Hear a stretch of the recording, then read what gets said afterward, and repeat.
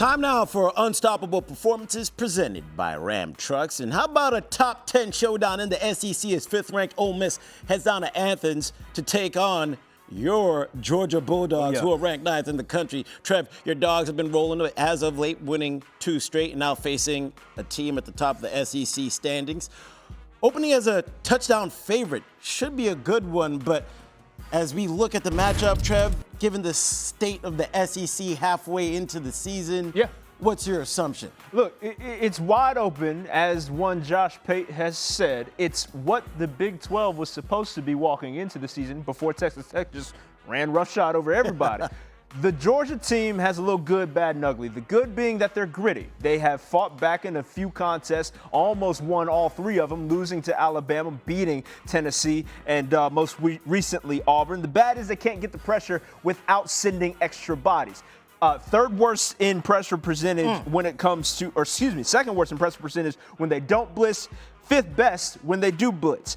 The ugly, good Lord, can they start a game on top? Like, it just feels like they're behind every single time they walk out on the field.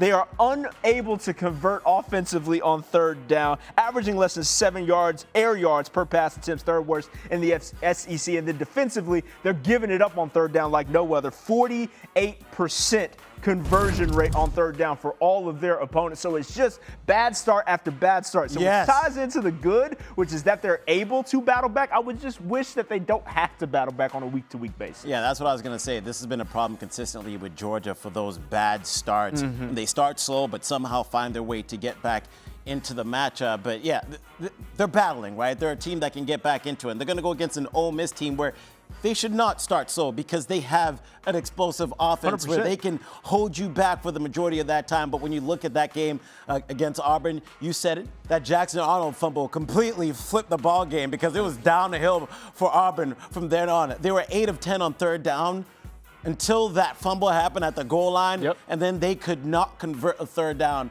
for the rest of the game. Now, looking towards your Bulldog and Gunnar Stockton, he had over 200 yards in the game throwing. He's been a guy that can battle back, but he hadn't gotten a touchdown in that game against Ole Miss. I'm not sure if we have an identity yet or know what he offers. Skubie's fine. He's a gunner. He's a gamer, rather, I should say.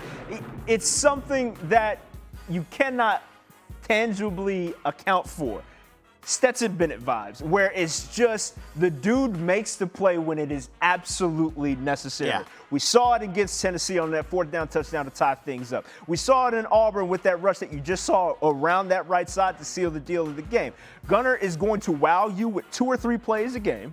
But outside of that, he's going to do what the offense dictates, and that's all that I'm going to ask of him this weekend against Ole Miss.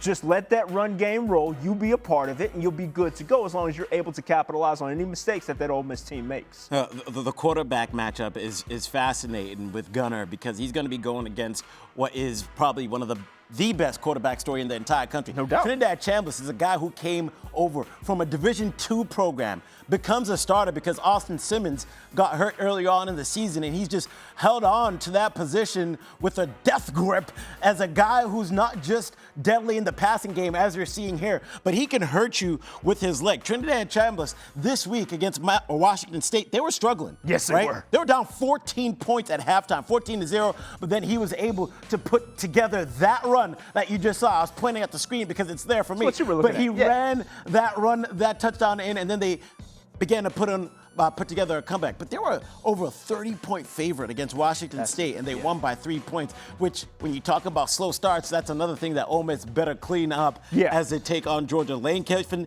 did say, we read all the press clippings, and I hope that we get in a better mindset going forward. But then the head coach matchup is going to be fun as well. You got Lane Kiffin.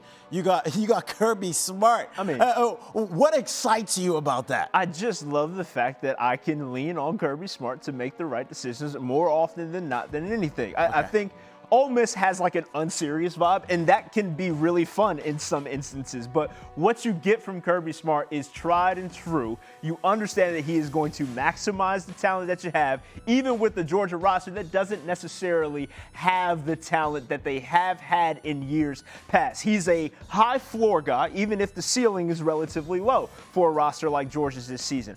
If you give me the choice between he and Lane Kiffin, I'm going to ride with Kirby, not only because of my Georgia bias, but beyond that, there's a clear difference in discipline when it comes to these two rosters. You're talking about the least penalized team in all of the conference as opposed to the third most penalized team via yardage in the conference. So that in and of itself surmises exactly how I feel about this coaching matchup, in that you know what you're going to get from Kirby, even if it's not going to be top-notch, top-tier talent each week, especially with this roster. Such a big game for both teams. Ole Miss undefeated coming in. Can Lane Kiffin be able to win this game? Right. Maybe the next head coach of Penn State if this all doesn't go well for Lane Kiffin.